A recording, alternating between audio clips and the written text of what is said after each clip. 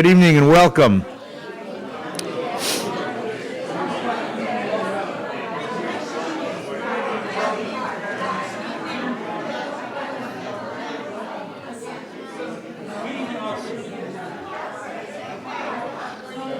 Don't sit down yet. Don't sit down. You're going to sit for a long time tonight, so just wait one more second.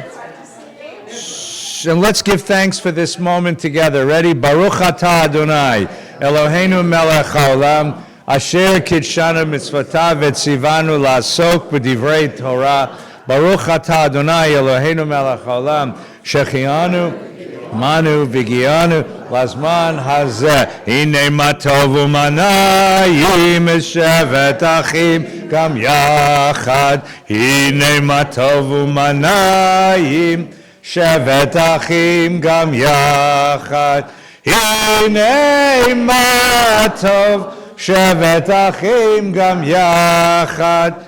Hine ma tov shevet achim gam yachad. Hine ma tov u'manayim shevet achim gam yachad. Hine ma tov u'manayim shevet achim gam yachad. Please be seated. In 1964, Fiddler on the Roof opened on Broadway, right, with Zero Mostel as Tevye. And the opening number of the show, if you ever saw the show, is Tradition, Tradition, because Tevye helps us understand that the way that Jews kept their balance through Jewish history was tradition. Tradition is the guiding narrative. It's the controlling narrative of Jewish life.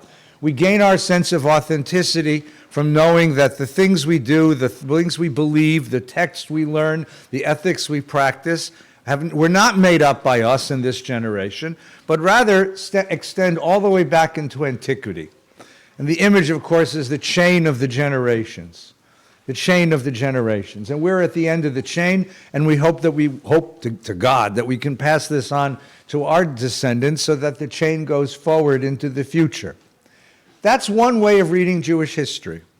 But what Professor Windmuller and I presented in the last couple of weeks as we started learning is that there's a counter-narrative, a kind of contrapuntal narrative that's just as true as the first one and runs parallel to it, which is that we're not simply carrying forward what we did generation to generation, but rather the real genius of this people was to recognize circumstances when it was necessary to make important changes, to reinvent the Jewish project, to reinterpret Jewish values, to reimagine what Jewish means in each generation, each successive generation.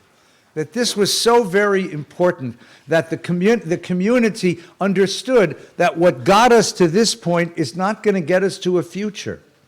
And so there was a break from tradition and a kind of revolution, a revolution that necessitated a new understanding of what it meant to be Jewish in that particular moment of history. And that the great genius of Jewish survival, the great tool of Jewish survival, was that in each of these critical moments, we found the leadership, the creativity, the ingenuity, and the courage to make these revolutions happen. And the reason why we raise this question now is because we have a sense that since October 7th, these last 2 years in our Jewish existence since the war, and that beyond that, since the middle of the 20th century, and beyond that, since the end of the 18th century, we've been in a moment of revolution. And sometimes these revolutions take a long time to resolve. We've been in the middle of a moment of this revolution, and we feel the pressure, we feel the need, the impetus to make these changes, to do this reinterpretation now. So that the two of us thought it would be really a good idea to look backward in our history and see some of the previous moments when these kinds of revolutions were made necessary, and how we did it, who did it, and what these revolutions consisted of. So in our past two sessions, the first one, we talked about that basic theory. And then we went into the Bible and saw the way that revolution happens in the Bible. First, the transition in leadership from Moses to Joshua, And second, the moment when the Judean state fell and the prophet Jeremiah had to reinterpret what it meant to be Jewish now that we didn't have a country anymore and didn't have a king anymore and didn't have a temple. And then in the last session, before we had our break, we looked at the way the rabbis did that again in the year 70 when the temple of Jerusalem was destroyed. And what we did is we departed from biblical religion and invented a new form of Judaism that's really, Judaism. It's what we call Judaism, which was invented in the shadow of a destruction, of a catastrophe, and became normative Judaism for the last 1,800 years. Hi, it's good to see you. Hey, that's my friend Claudia, everyone. Does everybody say hi, Claudia? No, I'm so glad you're here. I'm so glad you're here. So that's what, and the rabbinic tradition was a revolution. And the irony that we pointed out in the first and second sessions was this, that the great books and the great artifacts of tradition were not created in moments of tradition. That they were all created in moments of upheaval and revolution. The Bible was created in exile in Babylon when we'd lost everything and needed a new way to do Judaism. The Talmud was created when the temple was once again destroyed, and we needed a new way to do Judaism. Today we're going to talk about the great moments of medieval Jewry, and we'll see this going through the history. The things that we identify as most traditional turned out to be the leftovers of the most revolutionary moments of our history. And that's something that gives us pause when we feel a little bit uncomfortable, because revolutionary moments are not comfortable. They're unsettling. They are not easy moments because the things we knew are no longer valid anymore. And the question is, what do we do now? We're going to begin today by talking about the Jewish history from the destruction of the temple into modernity, the whole area of the Middle Ages. And what happens in this, the principal theme of this moment is that Jews are now living principally outside of the land of Israel, although there always was a settlement in Israel, but principally outside the land of Israel and outside of our own sovereignty. We are living in diaspora, in communities that we don't run. We're living at the behest and at the kindness of the local strangers, whether the king or the count. Let us live in that place, and what it meant to live without political power is the story of the Middle Ages, the Jewish Middle Ages. And the question we're going to be looking at is, how the hell do you survive 1,800 years of existence without any political power? How do you do that politically? How do you do that materially, politically in the world? And how do you do that psychologically? How do you do that psychologically? And before we start, I just want to point out that I love this room. You know why I love this room? Because there's no question you're going to be uncomfortable. Now, we did this on purpose because it's too hot. And as soon as we turn it on, it'll be too cold. Yes, it is. And that is a symbol of the Jewish Middle Ages, when Jews were always uncomfortable. If they live in Cairo or in Tunisia or in Morocco or in Turkey, they were too hot. If they lived in Poland, Russia, Lithuania, they were too. And so, ladies and gentlemen, welcome to the Jewish Middle Ages. Please welcome my colleague, my teacher, Professor Stephen Windmuller.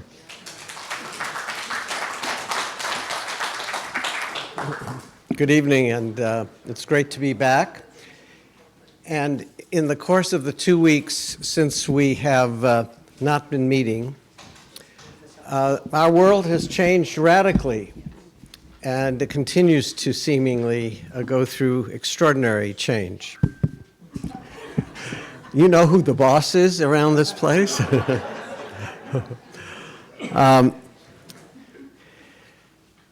The Middle Ages, as the rabbi has pointed out, is really an extraordinary period of both the in-depth ability of a people to find the resources, the capacity, the leadership, and the skills to survive.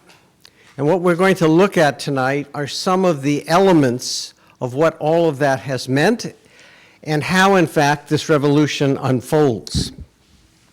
I'm just going to slide here so that most of you can see the slides, although there's no guarantee that that will be the case.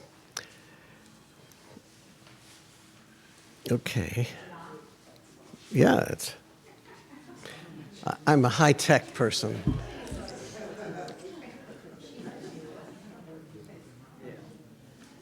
Oh, yeah. Ah, oh, yes. So, as we know, in so many different ways, what we are experiencing in this moment is a kind of high degree of persecution, isolation, and separation.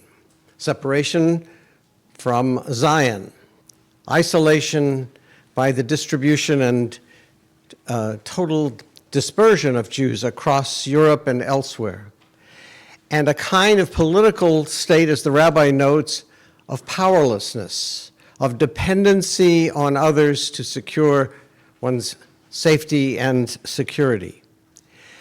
And the extraordinary notion here is what evolves in the psyche of the Jewish world in this period, which we'll begin to see moving forward. And by the way, many of the themes here are extracted from medieval periods of perceptions about Jews and distortions of their physical and personal characteristics as a way to further disparage them, whether it was by the church or by the state or by any number of other enemies that were part of this era of powerlessness.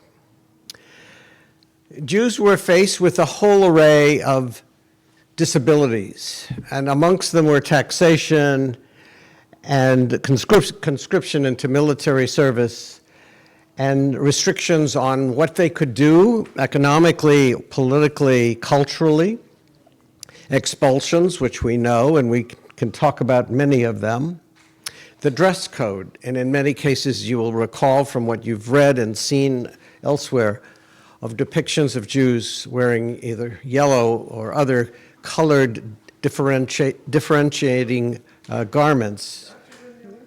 At the expense of looking stupid, what are the years we're talking about? So I'm dating this 1100 till sort of 1700, but we this is a vast period of decades and several, obviously, centuries of Jewish and communal life. And so we're going in and out of different places, times, and events. Other issues here are beyond these first four, is certainly the last one, which is scapegoating. And the whole notion of being a despicable people, as perceived by the rest of the society, is really the conscious issue that I want to keep in mind as we understand what that does to a society and how they respond in turn. In some measure, Jews did find ways to fight back or to assert themselves. There was some forms of resistance.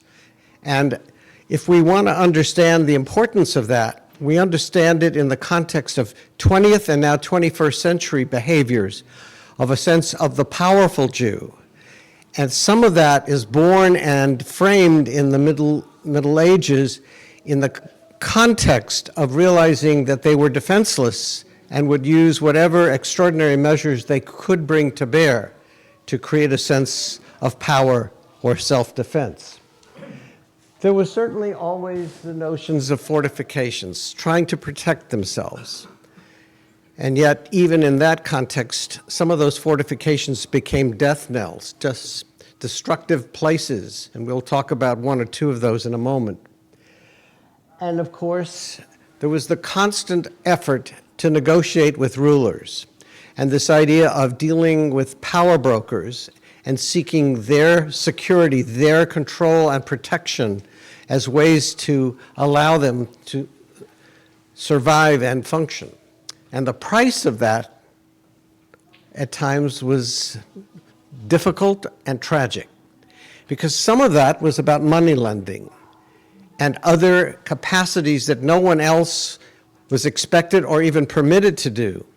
And thereby the Jews were perceived negatively by their neighbors because of the power invested in them by some of their rulers and by the church's attitudes about the role of moneylenders in the culture. So we see this extraordinary differentiation of treating the other, the Jew, in a fundamentally different manner and framework than any other peoples in these periods. I think that what we want to look at are a couple of very specific events. And the Crusades become really kind of important in all of this.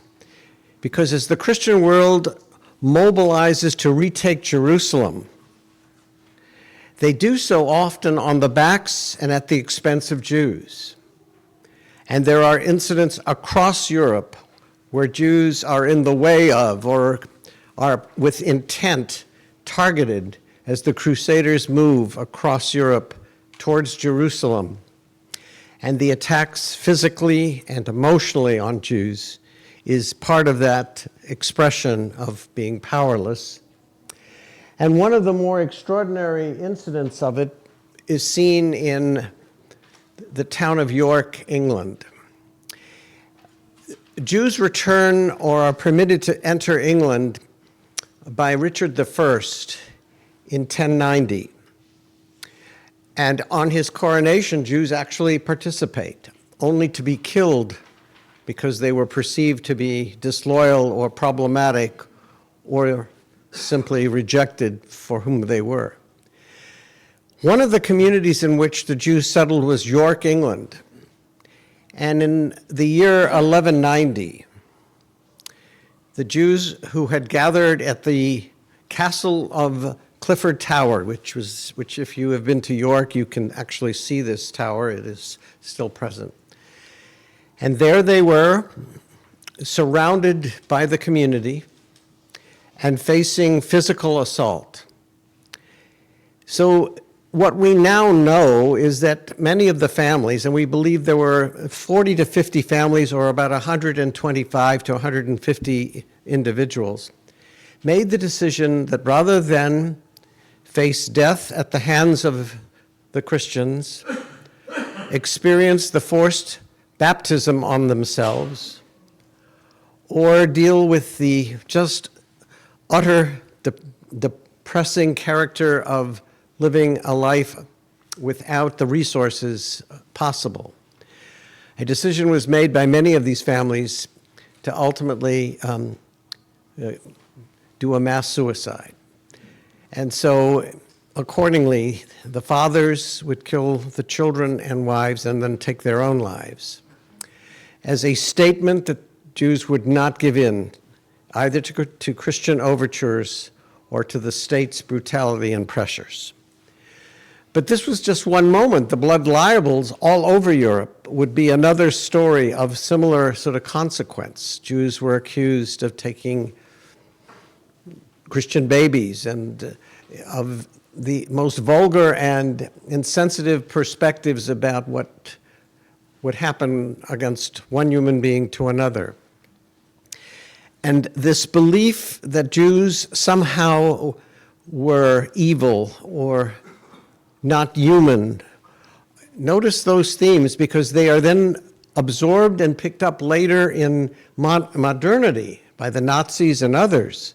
So a lot of the ideas that we see nurtured in the medieval period come back in different forms at another moment in time. We would also see the Black Plague. Now, the Black Plague in Europe took anywhere between 75 million and 200 million Europeans. 60% of Europe was decimated by the Black Plague. But they needed a scapegoat. They needed someone to blame. And so part of that sort of notion of conspiracy theory, which again we see in modernity, is applied and used here against Jews as having created or caused or been a part of this experience. We have so many other examples, including the poisoning of the wells.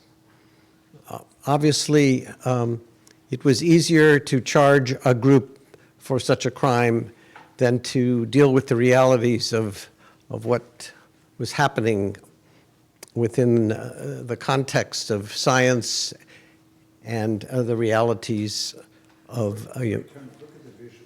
Explain the visual. Ah. This is a very famous visual. Yes, the visual here is employed by the church, and the church is perceived as uplifting, as supreme, affirming the future. And the Jew is perceived as downtrodden and having lost our way. It is seen as somehow we have not seen the role and place of Jesus and the affirmation of the church's message, and therefore are seen as a kind of discarded or rejected people. And so the power of this, both theologically but dramatically and in sculptured and physical form, is, as the rabbi points out, one of the great sort of symbols, not only of the medieval period, but really of the history of church history and its perceptions about Jews and Judaism. This is the facade of Notre Dame in Paris. You have to look for it, because it's not easy to find. The one on the left is the church, and the one on the right is the synagogue. Okay?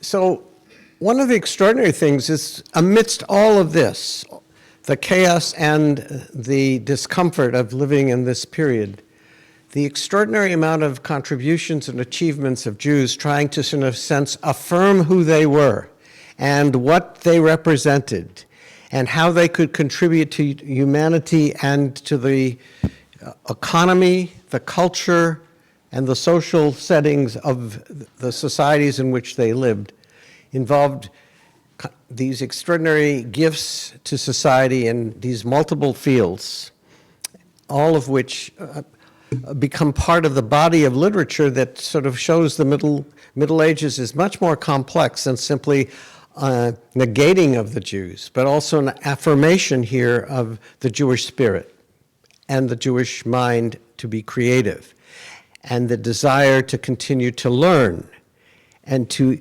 embrace education as a connection not only to the tradition, Judaism, but as a connection to the world beyond the conditions in which the community would find itself.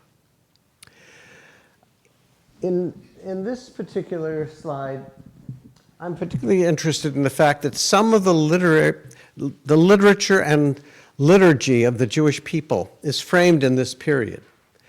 The martyrs and the whole notion of honoring and responding to the martyrdom that Jews would experience, and dealing with the notion of repentance and of prayer and of tzedakah all become important in the High Holiday liturgy and in the ability to take this prayer and make it both a kind of message of hope and possibility, but also a statement that some shall live and some shall die, and raises the sort of larger theological and in-depth issues of living with the possibilities of finding one's way forward.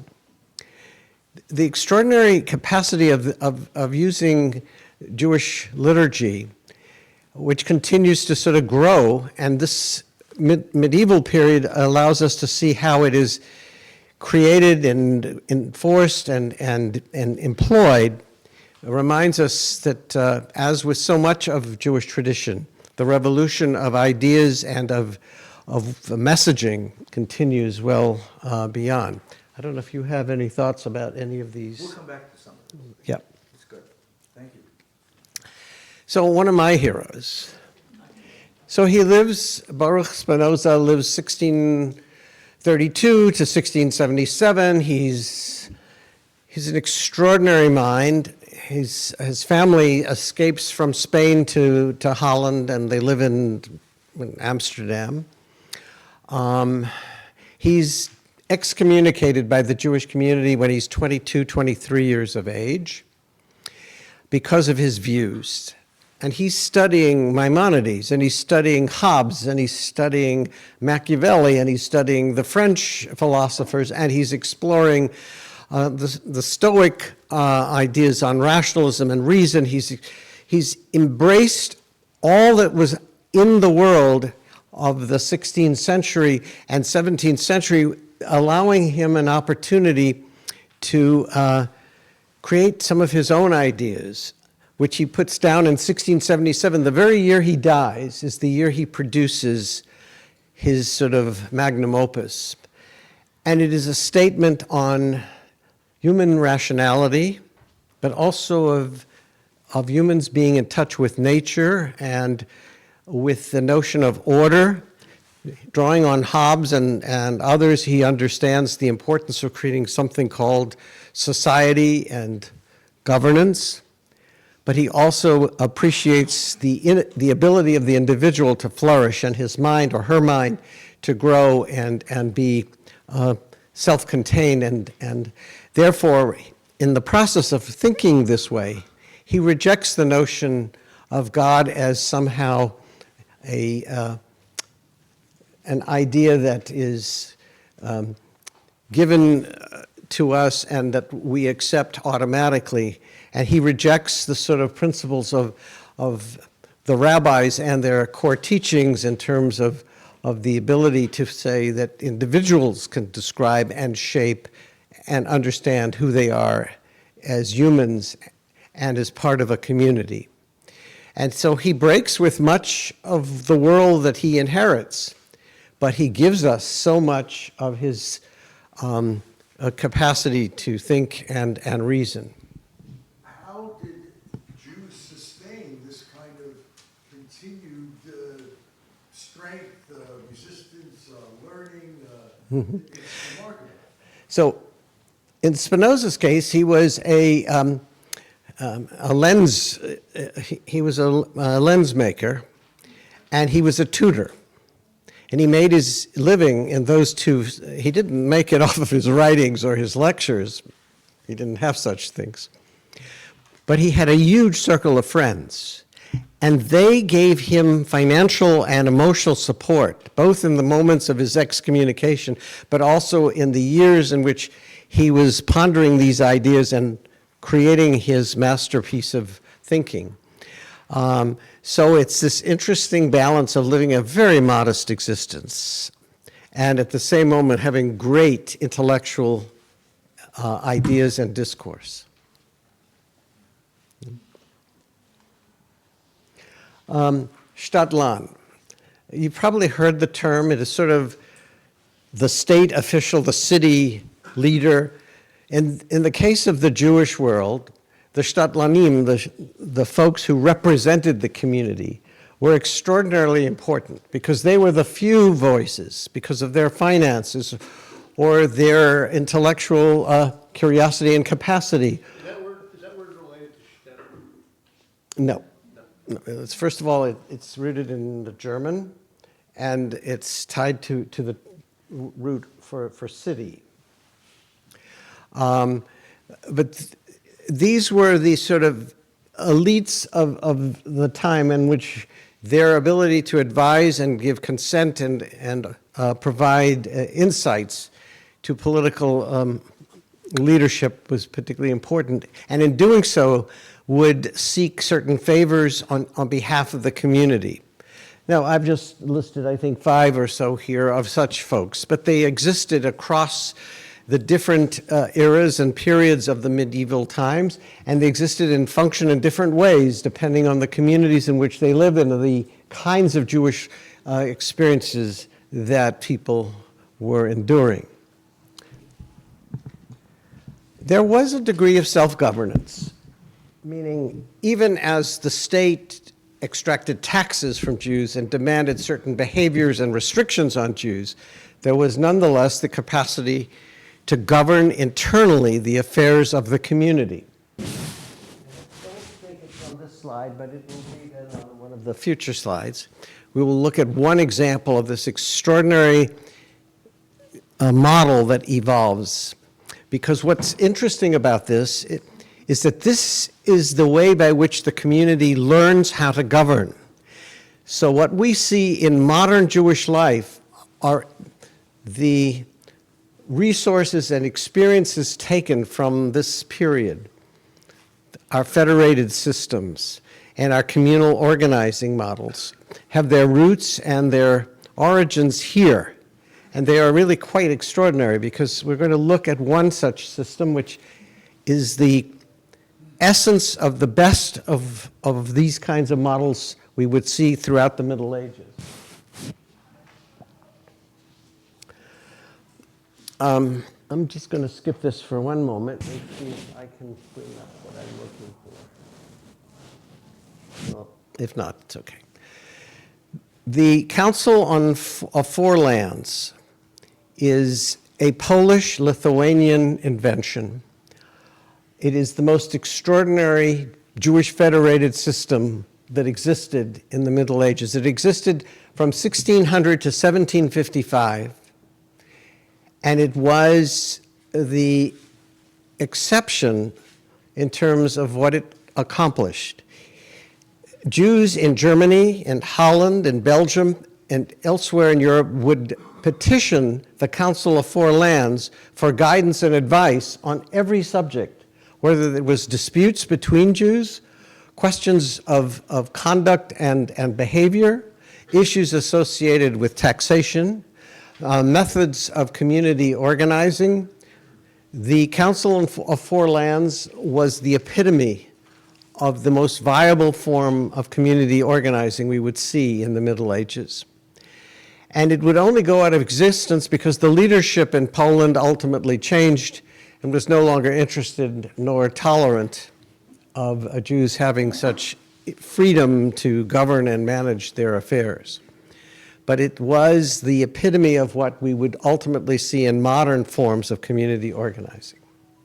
So all of what we've described and all of what has been projected here starts with several political scientists and historians who've taken a deeper sort of dive into this period. Ruth Weiss tells us, for example, that the sense of being weak and of being vulnerable and victim would radicalize the Jewish community. And she sees in her writings, she speaks about how out of this period, Jews gained a sense of being the strong Jew, the assertive Jew, and the powerful Jew, and obviously sees the state of Israel as the embodiment of much of that.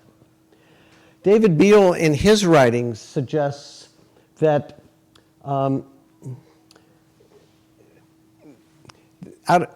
notion that Jews saw themselves as sort of victims of anti-Semitism would drive them and inspire them in ways to see themselves as stronger in other ways.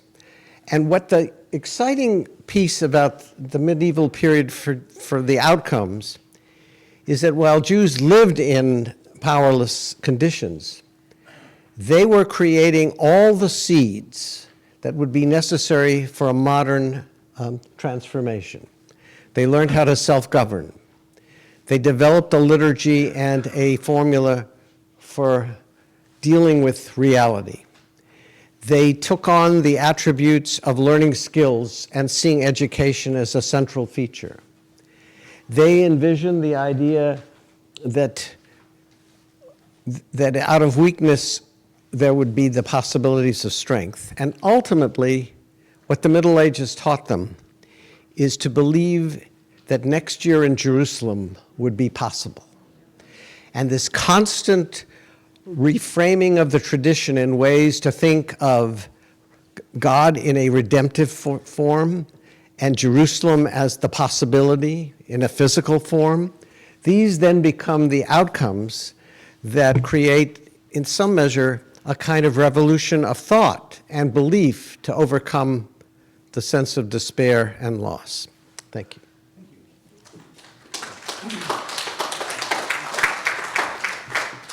Okay, questions so far? Yeah, you can leave it on if you want. You want to turn it off, whatever. If it's distracting, I don't know. Put a ball game on or something, yeah. Jamie, hi. I was wondering, how do you have all this information? How? How, from our writings? Yeah, The writings? both. We have a great deal of writing from the Jewish Middle Ages, from Jewish sources, and we have court records. We have historical records from the countries in which we live. And when you put it together, you get a pretty good sense of the Jewish Middle Ages. I'll give you an example. There was a very famous, now it's freezing in here. This is great. No, it's okay. It's just freezing. I'm used to it. The system has two settings, Sahara and Antarctica. This is Sahara. This is Antarctica. Now it'll be Sahara. There was a trove of documents found in the early 20th century in Turkey. And what they found was the archives of Jewish communities that included all kinds of documents. One of the most famous archive trove was found in Egypt by the great Solomon Schechter, gentleman who the day schools were named after. You know that in Jewish life, you're not allowed to throw out any document that has God's name on it. And because when people would write even secular documents, you know, like contracts, they would put Bet Samich Dalit, B'Saiser Shemaya, with God's help, or Baruch Hashem. Hey, so they considered that God's name, and so those documents were never thrown out. What you're supposed to do with those documents and put them into a special place called a geniza. The word geniza means a hiding place. Well, the synagogue of Cairo had a geniza, right? And for about 1,200 years, they threw all this stuff into the geniza. They just tossed it in there. And so you had this giant room, actually building, filled with documents. And because Cairo's climate is hot and dry, they didn't waste away. They were still there. I mean, you know, if they were in Europe, they would have rotted. But in Cairo, they were preserved, right? And the great scholar Solomon Schechter is a Romanian Jew who ends up at Cambridge. And as he's in his office at Cambridge University, and two women from the neighborhood come and see him because they had been in Cairo, and they had gone to an antiques market, and the antiques dealer sold them these Hebrew documents. And they didn't know what they were. These were nice English Protestant ladies, and they go to Professor Schechter at Cambridge, who's a professor of Talmud and Judaism at Cambridge, and they say, "Can you tell us what these documents are?" And he looks at them and identifies them right away as very, very rare manuscripts of Jewish books. And he says, "Where'd you get these from?" And they said, "You know, Mr. So-and-so in the Cairo marketplace." So he jumps on a ship and takes a cruise to Cairo and goes and visits the guy. And he says to the guy, "Where did you get these documents?" And he said, "No, some thieves broke into the synagogue and they stole them from this room. And I've been selling them for a fortune to European tourists." So Schechter goes and finds the room, and he goes into the Cairo Geniza, and he has 1,200 years of documents, right? And they're everything. They're they're marriage contracts. There are ketubas. There are divorce documents. There are bills of sale of property. They are religious documents. There are manuscripts of Jewish books that we don't own, that haven't been seen in the world in 1,000 years. I mean, just imagine this, right? And he made his career cataloging these documents. Today, most of these documents are either in the library of the Jewish Theological Seminary in New York, where I went to school, at Cambridge, or at the Hebrew University, but because of the miracle of internet, they've been scanned and you can look at them online. The Cairo Geniza documents, and they give us a great picture of the social life of the community, right? And you can see who is in charge and who isn't, right? And there's letters, there's love letters and complaint letters, and people don't like their rabbi, their resignation letters from the shul, and you know, this kind of thing. Okay, I want to talk about the question that David asked a moment ago. So how did we survive? Stephen has told us how we survived sort of politically and materially. I want to ask how we survived psychologically and spiritually. I mean, we are aware, because of what's happened in our culture in the last several years, of the effect of, say, bullying on a kid in school. and the long-term psychological effect of being bullied in school. We're aware of what happens to people in families where there's been abuse in the family. Well, what happens if your community is the victim of bullying and abuse for about 1,200 years? What is the psychological effect of that? What does that do to you? And in particular, what does it do to your faith and your vision of the universe? And how does it change you? And what defenses can you put up against it in order to protect yourself from the ongoing message that you are less than? That you are less than human, that you are less than worthy, that you are less than valuable, that you're an enemy. How do you protect yourself from hearing that again and again and again and again and again? And that's the great story of medieval Judaism. Not just the organization of the communities, but the kinds of ideas that this community embraced. And what I want to do on the sheet that I passed out here is to show you 3 examples of 3 species of how the community dealt with the outside pressure, okay? I'm not going to do Spinoza, so let me just answer David's question rather quickly. 17th century Holland was an exception. There were exceptions to this rule. 17th century Holland was an exception. The Dutch revolted against the Spanish and threw off Spanish rule and established an independent Dutch republic that was Protestant and very tolerant. So that when Jews were thrown out of Spain in 1492, many of them ended up in Holland. If you've ever been in Amsterdam, the most beautiful synagogue probably in Europe is the beautiful Sephardic Portuguese synagogue in Amsterdam. It's a magnificent building. And you had to have been a very wealthy community to be there because the Dutch welcomed the Jews. The Dutch welcomed the Jews. Now, there were reasons why the Dutch welcomed the Jews. Number one, they had an ideology of acceptance. They were oppressed under the Catholics. They were Protestants. They accepted the Jews. There was a better reason they accepted the Jews. The Jews were the map makers. The Jews were the pilots. Every ship that goes on the ocean has a captain with a fancy thing, but the guy that really navigates and runs the ship is called the pilot. The pilot owns the maps. All the pilots were Jewish. One of the reasons all the pilots were Jewish is because they were literate, and not a lot of other people in Europe were.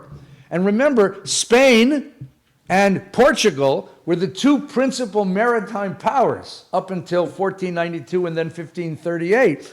And what made them the maritime powers were the fact that Jews owned all the maps, right? So as soon as Spain and Portugal threw out their Jews, guess what happened to their maritime prowess? It shifted to Amsterdam and to Venice. I mean, you have to understand, we had something that the world needed. We knew how to get places. We owned the maps. Columbus had a Jewish pilot. In fact, the story is that the first guy off the boat, the first European to set foot in the New World was the Jewish pilot of Columbus's boat. I mean, so we had this ability. And the Dutch welcomed us into the community and allowed us to prosper. Jewish merchants did really well. And Spinoza was part of that community. His family was a very wealthy merchant family. And part of the reason he was excommunicated was because the Jewish community was worried that the more radical his ideas would bring persecution down from the Dutch authorities, because they could take so much but no more. Okay? The other reason was because his sister wanted the inheritance from the family. And she realized that if she could get her brother excommunicated, she could keep the whole family fortune. You think Jewish families are any different then than they are now? Right? I mean, the other thing that you all know is when you see Rembrandt, all of the people in Rembrandt's paintings, especially all of his biblical paintings, were the members of the Jewish neighborhood that he lived in. You ever been to Amsterdam? Right up the street from the Sephardic Portuguese synagogue is Rembrandt's house. He was painting Jews, literally. Right? So all of the saints and all of the patriarchs and all of their Jewish families, right? We made it into the best art in Europe. Okay, ready? How did we deal with this? Well, there are 3 basic strategies, and some of you have been learning with me in the morning, so you're going to see we've seen all these already. The first thing is, how do you explain the terrifying cognitive dissonance We are the chosen people of the God of the universe. And here we sit, far away from our homeland, powerless, unable to control the conditions of our existence. Why are we that way? And the answer is, it's not because of the geopolitical realities of Europe or the Middle East. It's because God wanted us here. We are here because God put us here. This is the divine will. And our job is to be pious, obey God's law, learn God's Torah, be quiet, obey the rules of the place we live, until such time as God calls us out of diaspora and returns us to power and to our homeland. Here are the traditional sources. Look at the second one. This is from the traditional prayer book, which is still in our prayer book, by the way. Mipnei chataenu galinu me'artzenu. Because of our sins, we were banished and exiled from our land. And therefore, we cannot fulfill your commandments, God, to appear and worship before you. Let us behold your loving return to Zion. Okay? In other words, it's not the Romans or the Byzantines or the English, French, Spanish, Portuguese, Germans, Italians, Czechs, Russians, Lithuanians who put us here. God wants us here, right? Here's the myth that was passed around. When the temple was set afire, that is when the Romans came to destroy it, the chief priests who were in the temple took the keys in their hands, the keys to the temple, and they went up to the roof of the burning temple, and they threw the keys into the sky, and they exclaimed to God, Lord of the universe, here are your keys that you entrusted up to us. Since we have not been faithful custodians to carry out the duties set by the king, we are no longer worthy to eat at the king's table. We brought this on ourselves because of our sinfulness. This is God's decree. We have to serve out the punishment. When the punishment is served out, then we will return to our land with God's grace. That's the way they saw themselves. Clear? So, in other words, whatever persecutions we are enduring, this is God's will.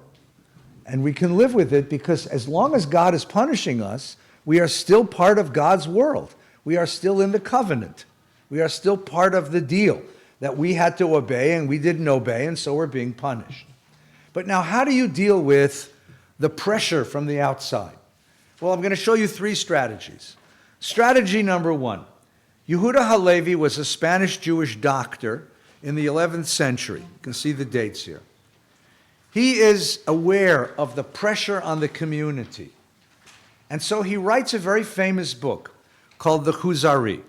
The Kuzari is a retelling of a legend that was very popular in medieval Europe among Jews.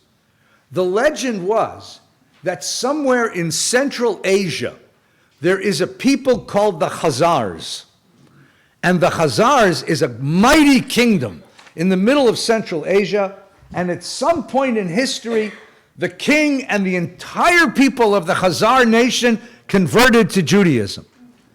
And Jews in Europe would say, there they are. And when Messiah comes, the hordes of the Khazar warriors are going to come down and liberate us from our diaspora and lead us in battle into the Holy Land. In other words, we'll have our own crusade. That was the legend.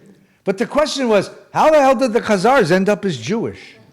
Right? Now, first of all, there's no such thing as Khazars. And second of all, they're not Jewish. But they thought they were. So, here is the story that Yehuda Halevi writes in the 11th century, 12th century. I was asked to state what arguments and replies I could bring to bear against the attacks of philosophers and followers of other religions, and also against Jewish sectarians who attack the rest of Israel. And you can see the name of the book. The name of the book is A Book of Arguments and Proof in Defense of a Despised Faith. A despised faith. So he says, I want to tell you what happened to the Khazars, right? Right? This reminded me of something I once heard concerning the argument of a rabbi who sojourned with the king of the Khazars. The latter, as we know from historical records, became a convert to Judaism about 400 years ago. To him came a dream, and it appeared as if an angel addressed him, saying, your way of thinking is indeed pleasing the Creator, but not your way of acting. This caused the king to ponder over the different beliefs and religions and finally became a convert to Judaism, along with all the other Khazars. I found among the arguments of the rabbi, which many appealed to me, were in harmony with my own opinions, and I resolved to write them down. So what he does is, here's the king of the Khazars, here's the king of the Khazars, and he calls in front of himself a philosopher. Because at this point, Aristotelian philosophy was the language of intellectual discourse. And the philosopher tells him that the universe is set up in such a way, and there has to be a God who sets it all in motion. It's actually Maimonides' argument. And the king of the Khazars says, that's great, but I don't need to know that. I want to know how I'm supposed to be acting. Then he calls a Christian, and he says, you control half the world, tell me your story. So he tells him the whole story of Jesus, and then the Khazar asks him a really interesting question. Your faith is fundamentally based on the faith of the Jewish Bible, right? That's how you know there's a God in the world altogether.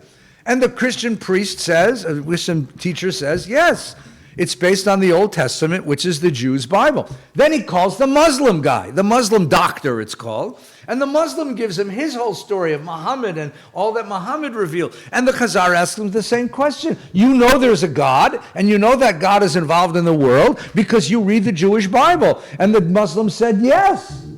And so the Khazar said, I see myself compelled to ask the Jews because they are the relic of the children of Israel, the people that wrote the Bible. And I see that they constitute themselves the evidence for divine law on earth. So he invites a rabbi. And the rabbi shows up in front of the king of the Khazars, and this is what he tells him. I believe in the God of Abraham, Isaac, and Israel, who led the children of Israel out of Egypt with signs and miracles, and fed them in the desert, and gave them the land, having made them traverse the sea and the Jordan River in a miraculous way, who sent Moses and his law, that's the Torah, and subsequently thousands of prophets who confirmed his law by promises to the observant and threats to the obedient. Our belief is comprised in Torah, a very large domain. So the Khazar says, the rabbi says to the king of the Khazars, our faith is based on our history. Our faith is based on our experience. We know of God because we experienced God. Now the Khazar says, this is a curious thing you said to me. He says, I did not intend to ask any Jew because I'm aware of their reduced condition and narrow-minded views, as their misery left them nothing commendable. Now, shouldn't you have told me that you believe in a creator of the world, its governor and guide, and him who creates and keeps you, such attributes as would serve as evidence for every believer, for he pursues justice in order to resemble the creator? Shouldn't you have told me a story of universal significance, like God is creator of the world? Why did you tell me the story of your particular people's experience? Because you see, if you tell me a story about a God who creates the whole world, then I can join that faith. But if you're going to tell me that the way that you know God is through your own people's experience, you don't want me on your team. You don't want me in your club. And the rabbi says, yeah, you're right. I could have told you that other story, but that's not our story. That's not our story, right? The rabbi says that's what you've expressed as religion based on speculation and system. In research of thought, open to many doubts. You ask philosophers, they'll find that they don't agree with each other. In other words, if you want a religion based on just pure rationality, you're never going to get a consensus. We don't know that. We have a better way of knowing it. How do we know it? We were there. Right? So the Khazar says, okay, tell me more. And now he gives him the whole story of Moses in front of Pharaoh. When Moses confronts Pharaoh, he doesn't say, I come in the name of the God who created the universe. He says, I came in the name of the God who chose Abraham, Isaac, and Jacob. And he says, in other words, our faith is based on our experience. We know God. We know God because we experience God. Because God took us out of Egypt, because God crossed the desert with us, because God gave us the Torah, because God commands us mitzvahs, because God has watched out for us. We know God because God is part of our family. And so the Khazar at the end of this is many pages later, says on the top of the next page, if this be your belief is confined to yourselves. You don't want converts, right? And the rabbi says, yeah, you're right. You got to be Jewish. He says, but any Gentile who joins us unconditionally shares our good fortune. You can join us. However, you're never going to be quite equal to us. Why? Because the law was given to us because he led us out of Egypt and remained attached to us because we are the cream of mankind. And then he offers him a theory. I didn't give it to you here because it's many pages long. He offers him a theory. And here's his theory, really quickly. He says, the first man was created. His name was Adam, and he was perfect. And God gave him 2 levels of soul. The first level of soul is the animal soul that keeps him alive. And then God gave him a second level of soul, which is Inyan Elohi, a divine soul. Adam had that. When Adam died, it was passed to his son Seth, and then down to the generations to Noah. And from Noah to his son Shem, and then down to the generations to Abraham. And Abraham to Isaac, to Jacob, to Joseph, right, to Levi, to Moses, to our people, and our people still have that extra soul power. And the Chazar says, are you telling me that you are a different species than mankind? And the rabbi says, not exactly, but close.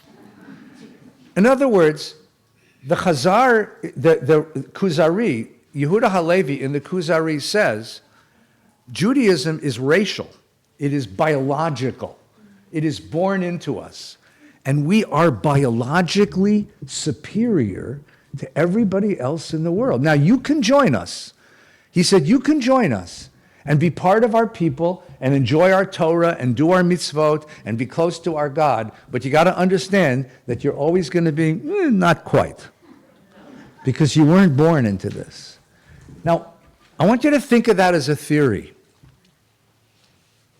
I want you to think of that as a theory, right? Superman, strange visitor from another planet, comes to Earth with powers and abilities far beyond those of mortal men. Faster than a locomotive, able to leap tall buildings in a single bound, bends steel in his bare hands, right under his nebbishy, quiet, schleppy, academic Clark Kent exterior, there's a giant S on his, right? You know who created Superman? 2 Jewish boys in Cleveland who got beat up on their way to Hebrew school. And so sitting in the back of Hebrew school, rather than, screwing off like most of us, they created Superman and sold it to Marvel, DC or Marvel Comics, right? But this is what Yehuda Halevi is saying, right? You see us as a depressed, despised, broken, miserable people. We want you to think that because you don't know that we are strange visitors from another planet who have abilities that you'll never have. And you can hang out. You can be Lois Lane or Jimmy Olsen and hang out with us, but you will never have what we have. We have this racial, biological, inborn element of superiority that you'll never have. Now, our superiority, understand, our superiority is not that we're physically strong. Our superiority is not that we're politically powerful. Our superiority is not that we're military geniuses. What is our superiority? We can commune with God, and therefore we can think. It's intellectual, it's spiritual, it's prophetic, right? That's why we are. And so this is what the Khazars, this is what Yehuda Halevi says to his people. And you can see what this is. This is in the same way that Superman is a psychological defense of getting beat up on your way to Hebrew school every day. The Kuzari is a psychological defense of a broken people that says, break me all you want. I'm still superior to you. In fact, the more you hate me, the more I know that I'm superior to you, because you're just jealous. Right? Yes, please. Say the Khazars never really existed? We don't know. They're never, to my knowledge, there may be a people called Khazars, but number one, they're not Jewish, and number two, this never I happened. always thought there was a whole group in Russia somewhere. Arthur Kessler, the great writer Arthur Kessler, came to the conclusion that Ashkenazic Jews are all descendants of the Khazars. Arthur Kessler's a writer. He's not an archaeologist, right? No. Have an experience regarding superiority. Yeah? Are you? Iran didn't predicting what would happen. Yeah. I was saying something, the other person said that no, you are not reborn. Yeah. He meant Jew. Yeah. By superiority, he meant reborn. Well, this is one of the great, see, the problem with the Kuzari and this whole idea is that he's basically saying the exact same thing the anti-Semite says, that you're not human, that you're not quite like everybody else. He meant it in terms of superiority, but you can see how very easily this becomes racist anti-Semitism. That's strategy number one, okay? Here's strategy number two. A century later, there lives the greatest rabbi of all time. His name is Moses Maimonides. Okay, born in Cordoba, Spain, right? At 13 years old, he has to flee from Spain because Spain becomes viciously hateful to Jews under the Berbers. He ends up in Fez, Tunisia, where he goes to medical school and studies more Torah, and finally ends up in Cairo. And in Cairo, he writes his two greatest books, Mishnah Torah, which is the great code of Jewish law, and at the end of his life, the Guide for the Perplexed. This is a section taken from the first part of Mishnah Torah, his code of Jewish law. And just take a look at it. This is a code of Jewish law. Maimonides combed through all the books of Jewish law and practice and takes out all of the stuff you need to know how to do. Today, if you come to me and ask me a halachic question, right? What I do is I open Maimonides. It's so easy. It's 14 volumes. Each volume is thematic. Each chapter is thematic. Each chapter is broken into individual laws. And I can look up the answer to pretty much any question in Maimonides. Okay? But it begins with a really interesting section. The first section has nothing to do with what you do. It's called Hilchot Deot, what you need to believe. You see, for Maimonides, Jewish is not an identity like it is for us. Jewish is not a culture like it is for us.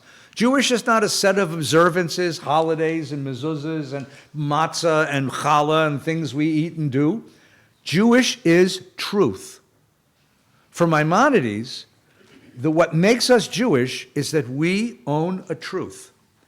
We own a truth. How did we get this truth? Because we are the descendants of people who discovered this truth. For Maimonides, Abraham was the one who looked into the universe and discovered the truth of God. And that truth is the motivating truth of our faith. And so here's what he begins with.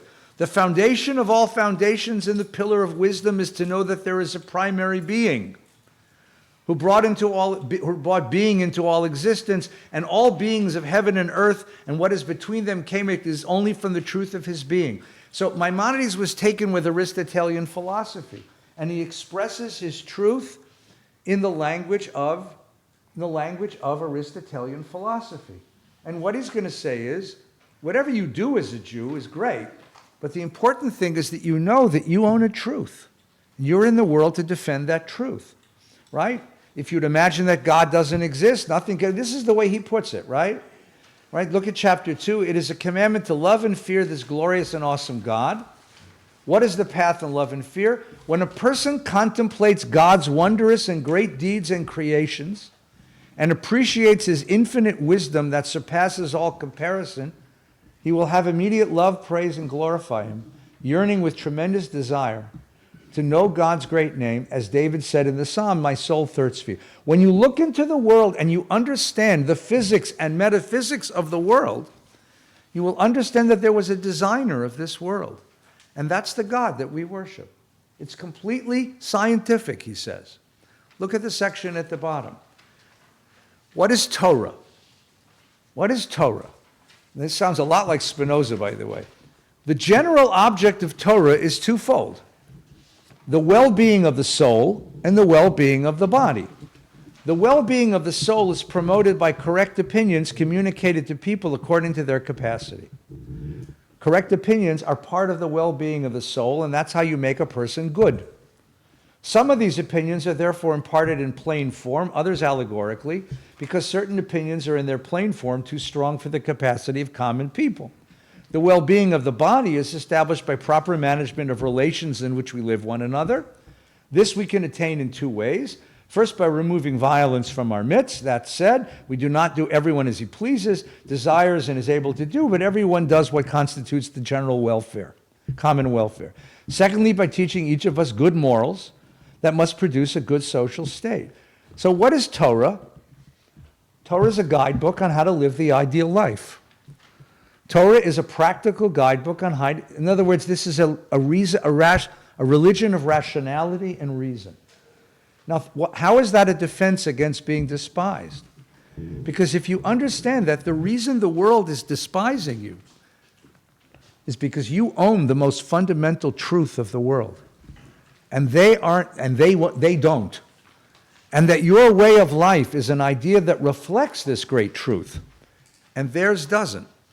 That is Maimonides' defense. In other words, on the outside, you may beat me, you may have prejudice against me, you may exclude me, you may despise me. I don't care, because I know within that I know the truth. And as long as I know the truth, that's my reason for being in the world. That's the second strategy. So the first strategy is Yehuda Halevi's strategy of saying history has taught us that we are superior. The second strategy is Maimonides' strategy, saying we own the truth, and that's our defense against the destructive world. And now comes the best one, the third one. We did this morning with some friends, so you're going to hear it again.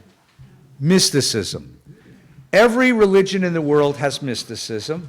Mysticism is the quest for a personal experience of the divine. In Judaism, mysticism begins at the very beginning with the Bible and runs all through Judaism. When it hits the Middle Ages, it takes on the name of Kabbalah. Kabbalah means the received tradition. Mystics have these moments when they experience God, and then they come back and write about it in obscure, difficult-to-read books. And that's the tradition of Kabbalah.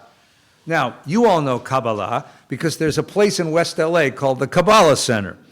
That's created by a guy who thought I could draw some self-help, self-improvement lessons out of the Kabbalah and teach them to the world, and he happened to get an audience of some very famous people to do it with him.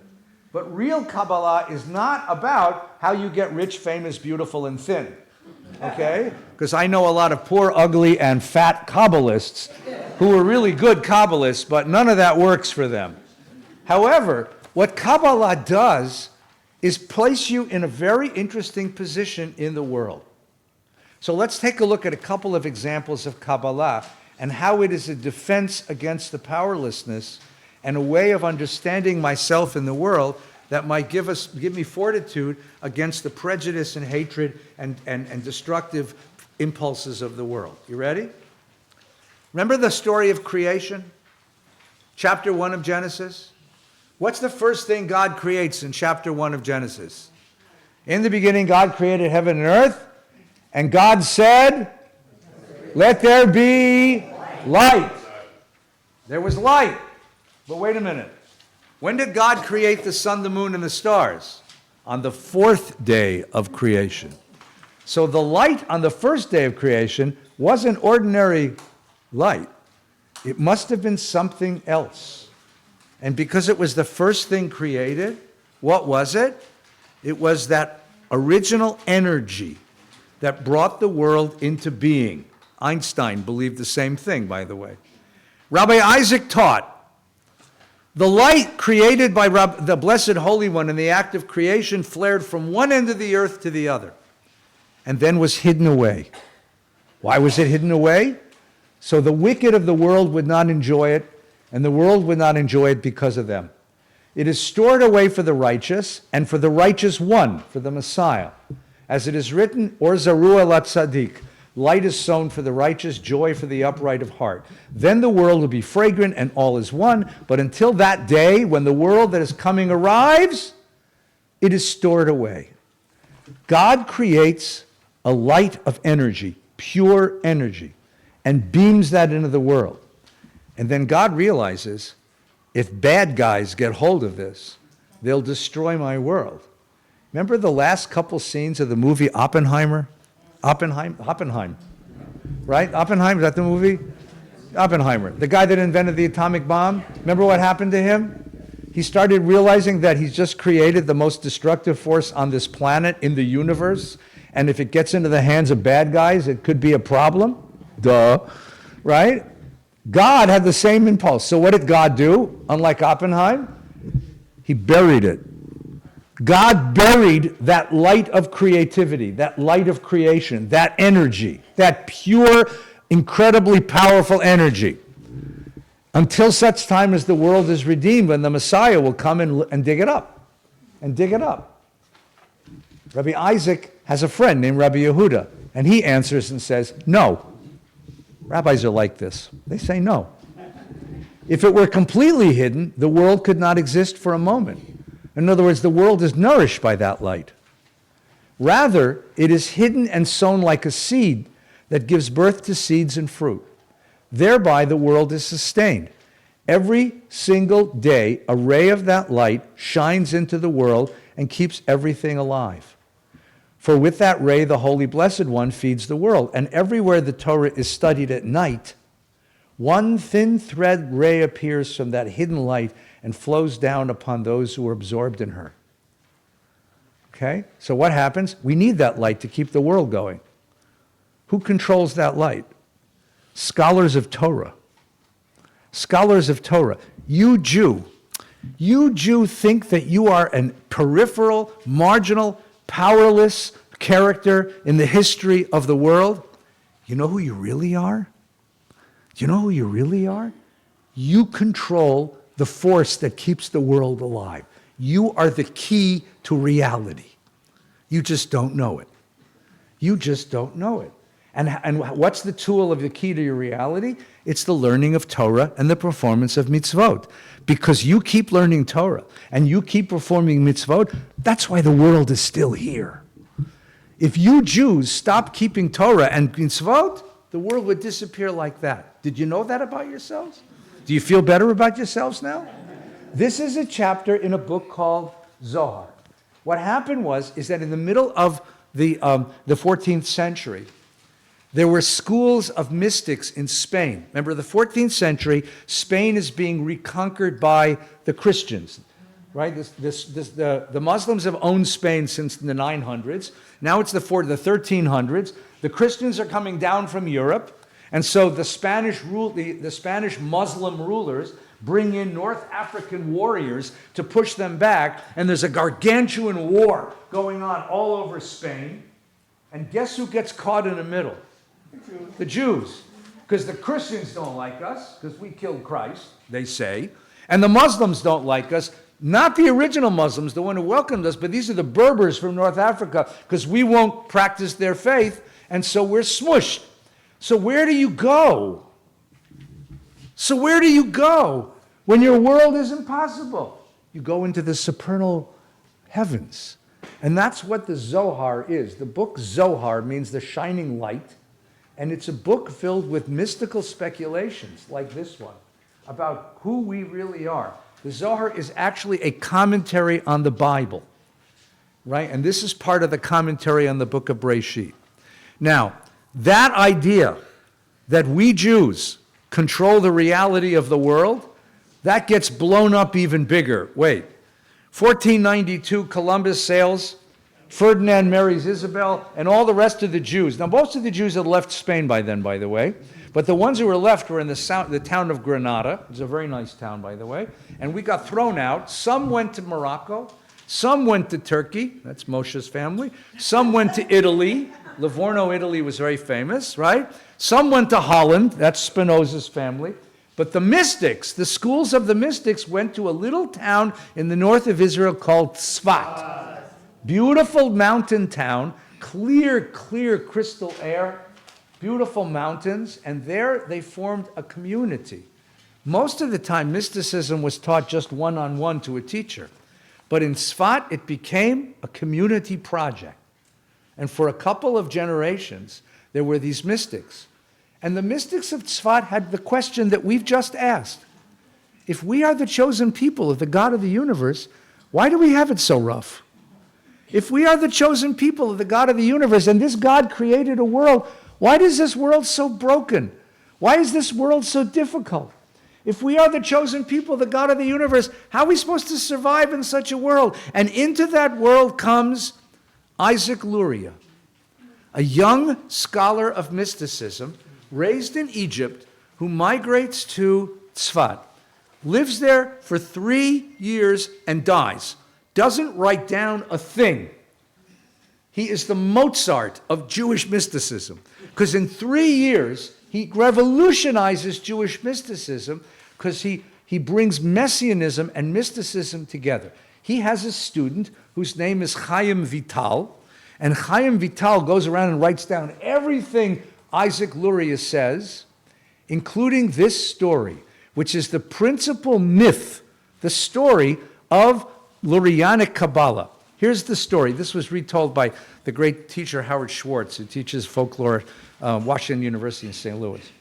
At the beginning of time, God's presence fills the universe.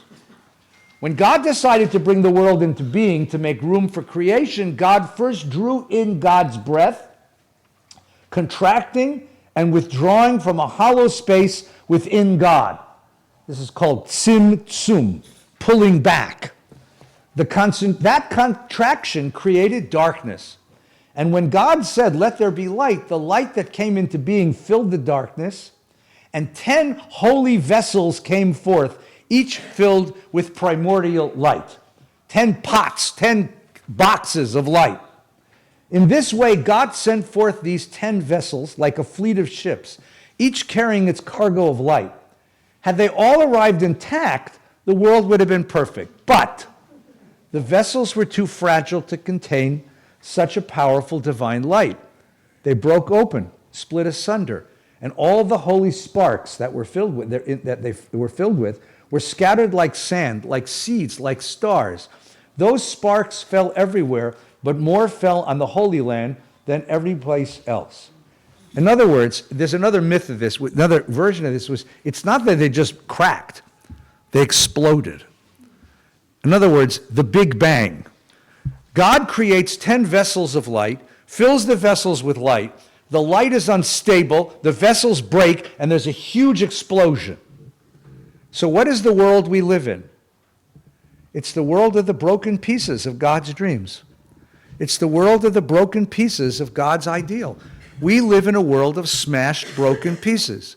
And whenever you have broken pieces of something, what's going to happen? You're going to cut your fingers because they're sharp, right? Shards, broken pieces. That's the world we live in. And that's why we were created. We, humanity, and more particularly, we, the Jews. Why? To gather the sparks, no matter where they are hidden. God created the world so that the descendants of Jacob could gather and raise up these holy sparks. That's why we're in exile, folks. Do you know that there's a lot of sparks here in Encino? And you are here in Encino and Tarzana and Reseda and Van Nuys because your job is to go find the holy sparks that are here and finish creation by raising them up, by fixing the world. And the phrase fixing the world is tikkun olam. That's where it comes from, okay? To gather the sparks no matter where they are hidden, God created the world so the descendants of Jacob could gather and raise the holy sparks. That's why there have been so many exiles, to release the holy sparks from the servitude of captivity. They're stuck here in Tarzana. Get them out. Bring them back where they belong. In this way, the Jewish people will sift all the holy sparks from the four corners of the earth. And when enough holy sparks have been gathered, the broken vessels will be restored. And tikkun olam, the repair of the world awaited so long, will finally be complete. Therefore, it should be the aim of everyone to raise the sparks from wherever they are imprisoned and elevate them to the holiness by the power of their soul. Rabbi Menachem Mendel of Rimanov, who's a Polish rabbi of 2 centuries later, taught, when the task of gathering the sparks nears completion, God will hasten the arrival of the final redemption himself by collecting what remains of the holy sparks that went astray. I do a lot of weddings these days because I raised a lot of kids in this shul, And thank God they're all getting married. It's kind of a joy. And you know what? The Lurianic myth is she and he, sometimes it's he and she, but she and he are two broken pieces, and my job is to glue them back together. And when you glue the broken pieces back together, guess what happens? The sparks that are in them glow, and you can see it on their faces, and on the faces of their parents, and on the face of the caterer. Because you can see the light that they release when the two broken pieces come together and they form a wholeness. How do you say whole in Hebrew? Shalem.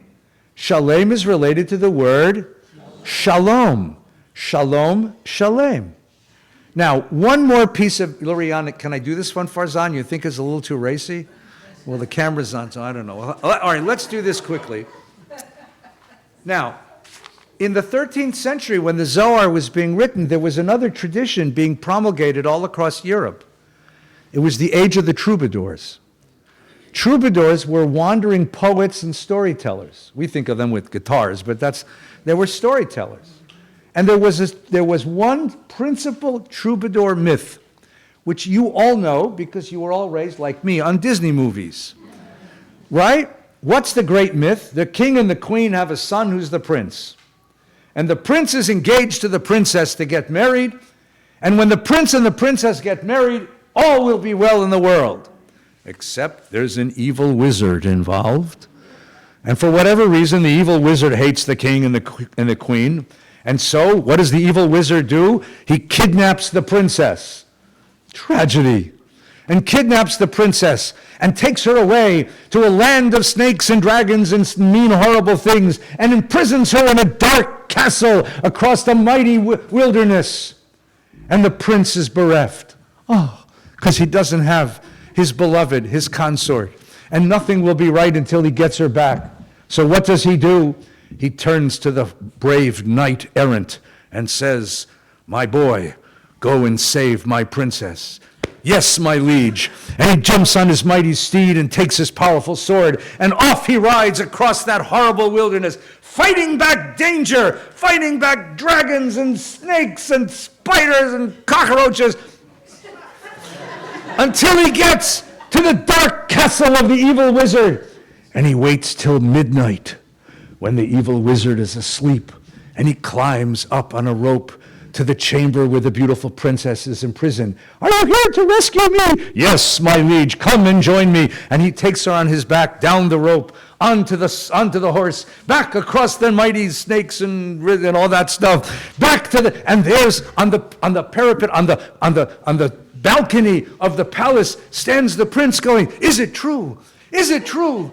Is it her? Is it her? Yes, my liege, I have brought you your princess." And he runs back across the drawbridge, and the prince and princess are united in love. They marry, and the world is right. Thank you very much.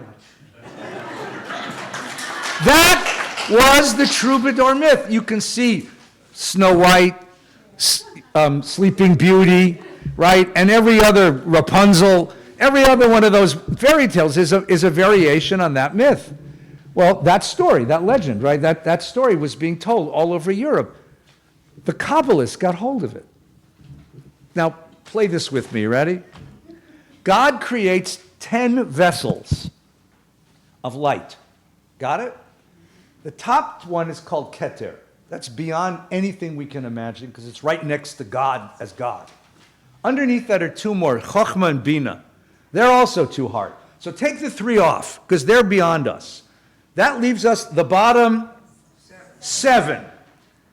When the world crashed, when there was that explosion at the beginning of creation, it was a psychotic crash within God.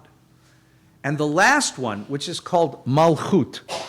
Malchut means kingship, God as king. But the interesting thing about the word Malchut is that Malchut is a feminine noun in Hebrew. And so the rabbis, the mystics, identified Malchut as God's feminine side.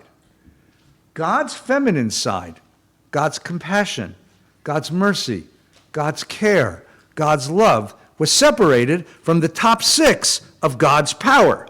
Why is the world so horrible? Because God's compassion and God's power have been separated.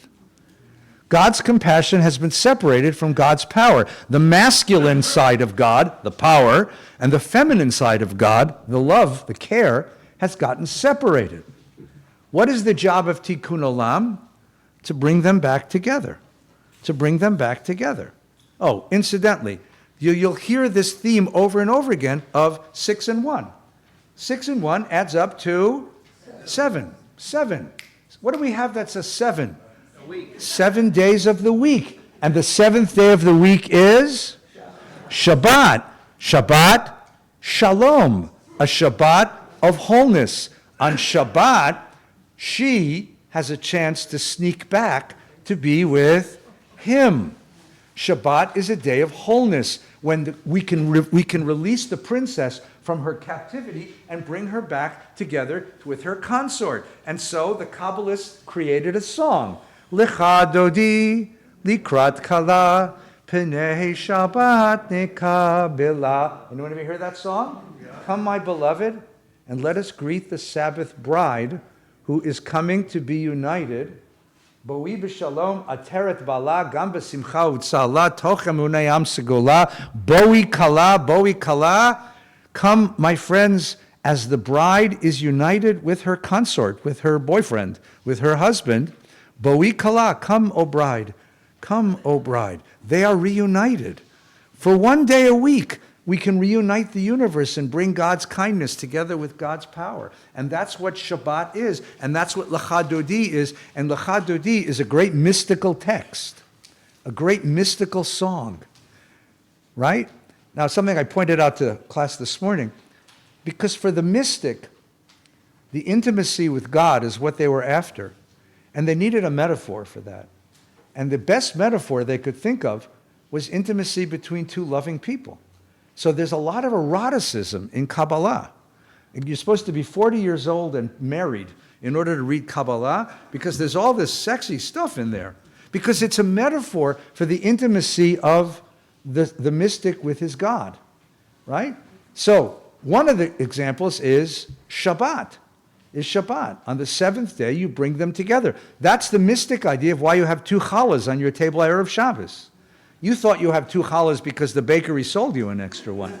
You thought you have 2 challahs because you need it for Shabbat. You don't have to worry about what you're going to eat. You think you have 2 challahs because manna was doubled. No.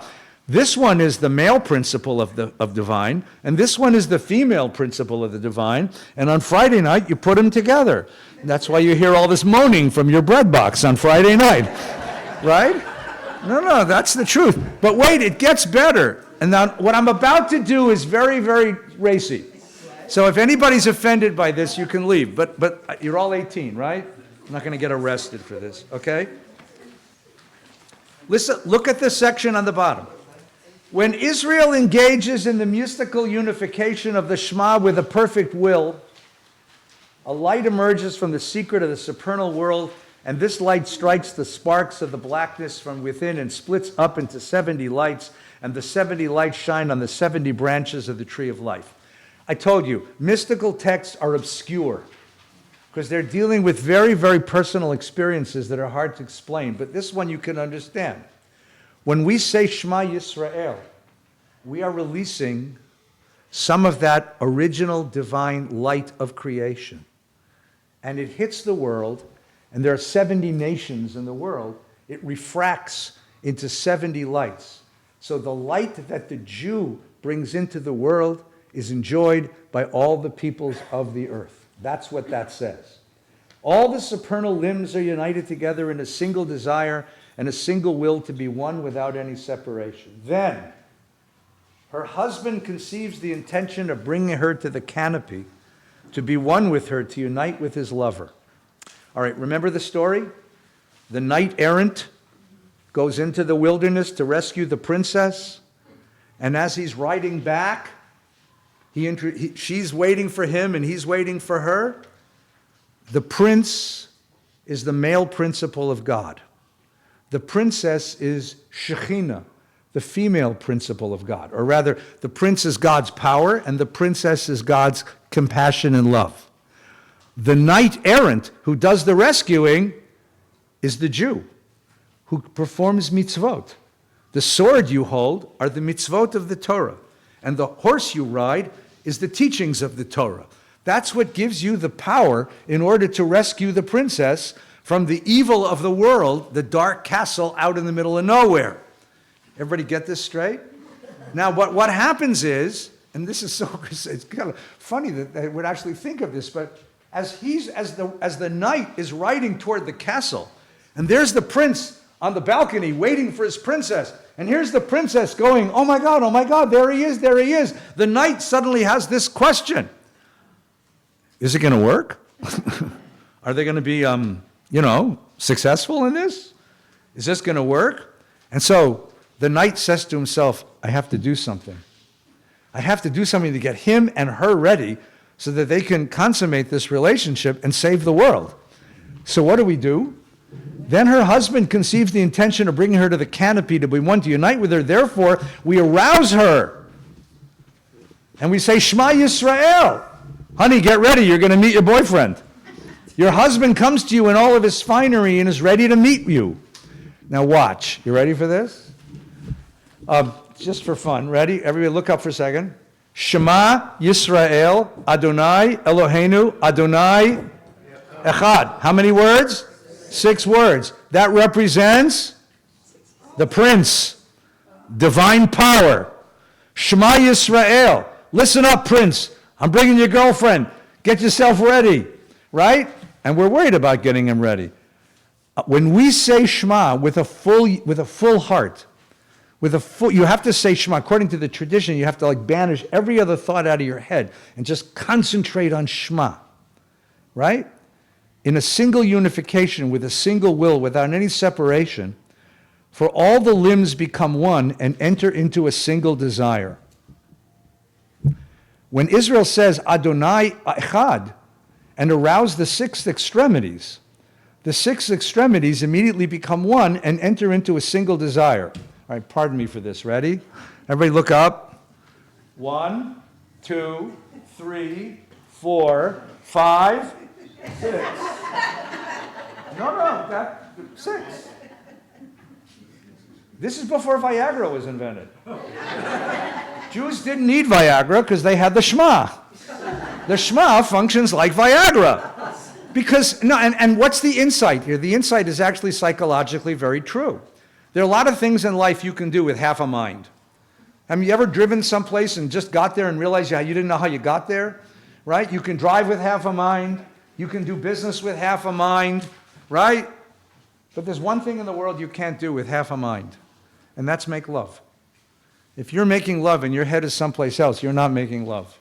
You may be doing it, you may be acting it up, but you need to get your whole self in. It's the hokey pokey. You get your whole self in. Get your whole self out. In and out. Right? The whole self has to be united. And what he's saying is, when we unite our whole will and bring God as one in us, we arouse the divine power to be ready to consummate this relationship with divine love, right? And then they become one in a single desire. Forgive me for this. The mystical symbol of this is the letter Vav. Wait a minute. Aleph, Bet, Gimel, Dalet, Hey, Vav. 6 words of the Shema, 6 extremities, 6 letters. How do you write a Vav?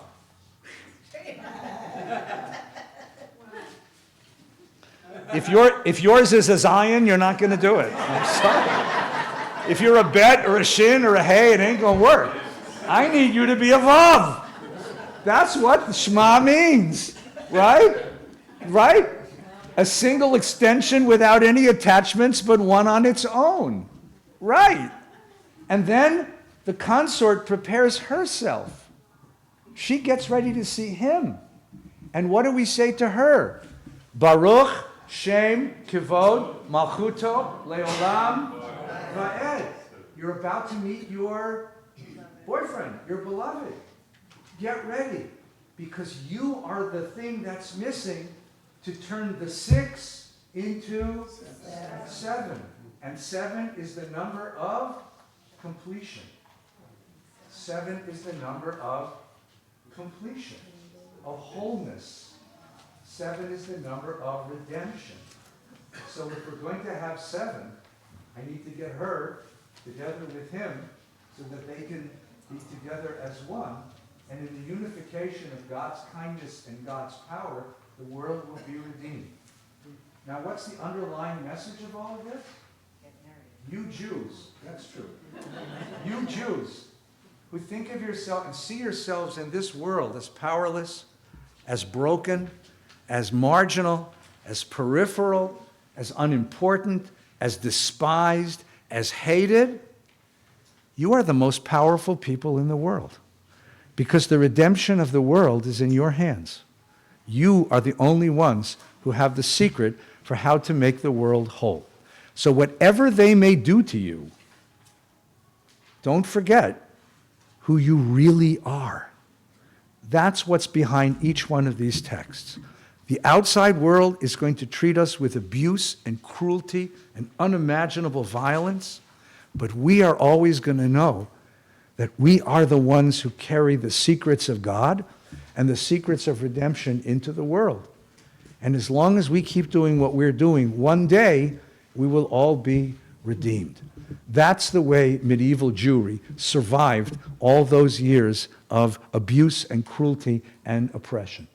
That's the way we did it. That's the Judaism that we created in that moment. And then, in 1789, it all changed. A little before that, because there were people that started to think in certain ways, new ways. You had the Enlightenment that came to Europe, and reason supplanted the authority of the church. And reason offered an algorithm that we're going to spend a lot of time on next time. And here's the algorithm. All men have dignity because all men are created by God. Jews are Jews men. If Jews are men, then they also deserve the dignity of all people. Politically, the medieval state was organized corporately.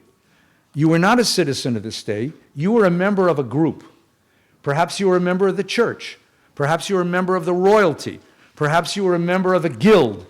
Perhaps you were a Jew. And it was those organizations that belonged to the state. But with the Enlightenment in the 16th and 17th century, we have a new way of understanding politics. Each individual is a citizen of the state. But if all men belong as citizens of the state, are Jews men? And do they belong as citizens of the state? And wait a minute, if Jews are men and they belong as citizens of the state, they have to be treated equally with everyone else, which means you can't lock them up in ghettos, make them wear funny costumes, oppress them with terrible punishments. You can't restrict their economic activity. And suddenly, out of the Enlightenment in the 16th, 17th, 18th century, comes this idea that Jews ought to be let out to enjoy all the benefits of European culture. And that's going to be the story of modernity that we're going to take up next week, right? Alana, next week? Next Wednesday, 7:30. Go home and practice your Shema.